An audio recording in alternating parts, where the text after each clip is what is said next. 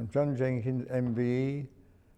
I served in the army during the war, 2 years in Northern Ireland, a year and a half in Scotland, and then I landed on Gold Beach in Normandy for the invasion of Europe. Well, I was awarded the MBE for my service. That one is the 1939-45 Star. That one is the France-Germany Star, Defence Medal, War Medal, and then 24 years in the Territorial Army. And that one is the Imperial Service Medal, which you get for services to the government. And these two were what the French government gave us.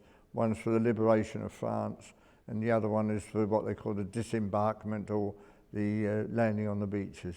When I was away and I heard all the bombing on the safe coast, of course I was worried, but one couldn't do anything about it. When you're living at safety, you know, you're 4 miles away from the tunnels, so you use your Anderson shelter, which was in the garden.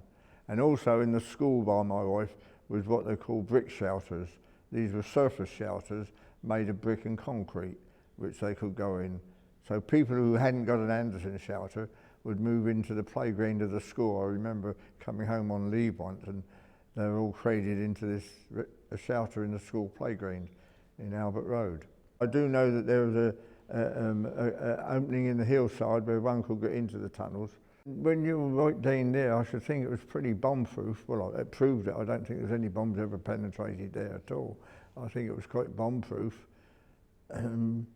So I should think they felt much safer down there than they would in their homes. Obviously, I didn't undergo the bombing in Portsmouth. My poor wife did, but and she eventually had to move out to Portchester, where it was a bit quieter. But I think the bombing in Portsmouth was pretty heavy. I think it was over 600, 700 people killed with the bombing in Portsmouth.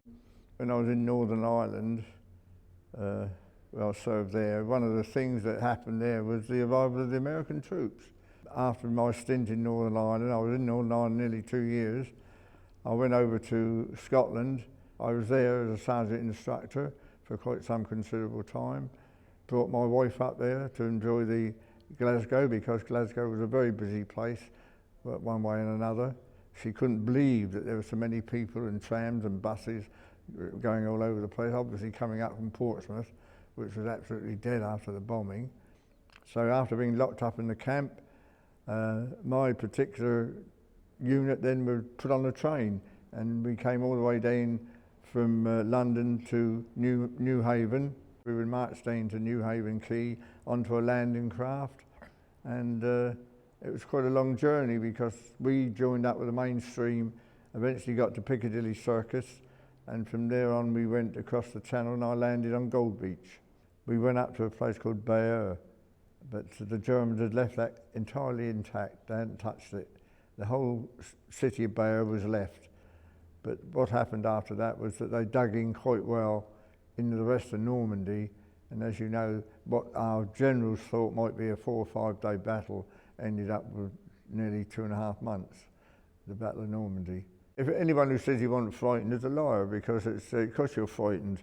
You know, when you got people shooting at you, you are frightened, aren't you?